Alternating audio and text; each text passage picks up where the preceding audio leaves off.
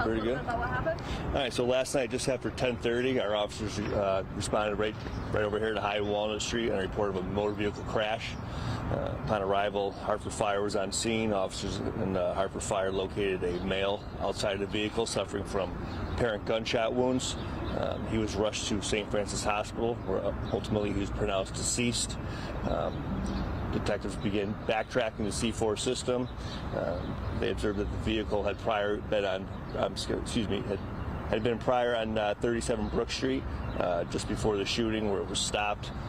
Officers responded over there, located evidence of a shooting. On scene, there was quite a bit of marijuana where the crash happened, leading us to believe at this point in the investigation, robbery of that marijuana was the motive for the homicide. Again, early in the investigation, so a lot of work left to do, but our homicide victim has since been identified.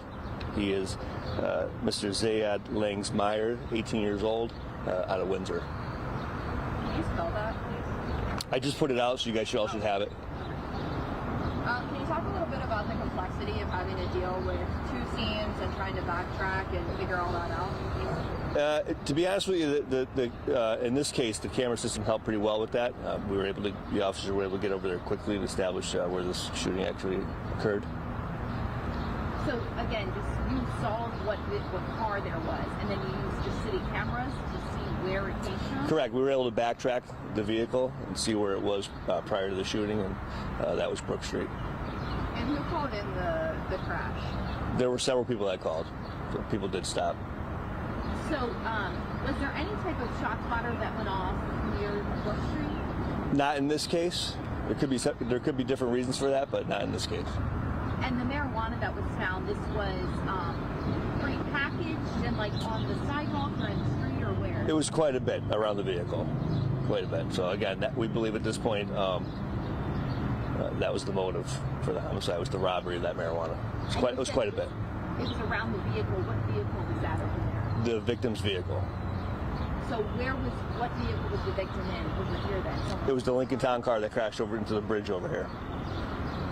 Okay, I'm just sorry, confused. So there was marijuana though in Brook Street? At the crash scene. Oh, at the crash. At the crash scene. Oh, I thought you said that you guys found it. At the crash scene. Okay. There were two cars, or did it crash into the other car? Nope, it hit another car on Albany Avenue unintentionally as it was trying to escape. That car did follow him. Obviously didn't know that the individual was shot, so. Can you say anything about a possible suspect or suspect? Not at this point. So we do have some pretty strong investigative leads at this point. Detectives are here all night. They'll be here all morning doing secondary canvasses.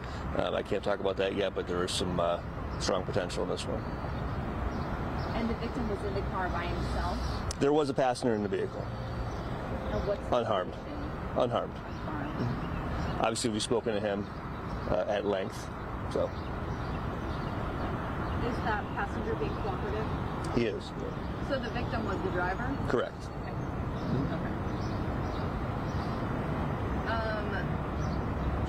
And just to be extra clear, the marijuana stolen from...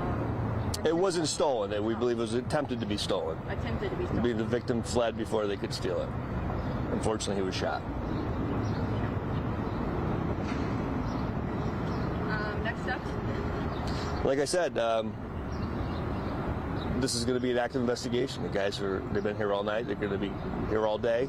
Like I said, there's camera work. There's evidence on scene to collect. There's forensic evidence that needs to be processed. It's typical with any homicide investigation.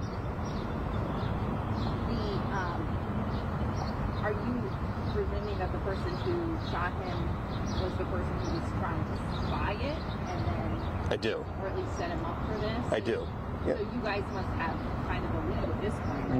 We have leads. Again, I don't want to get into too much of that, but we do. Do you know anything about this victim who was a student nearby for 18? I hear he was a UConn student. Yeah. I also believe that he's never been in trouble before, so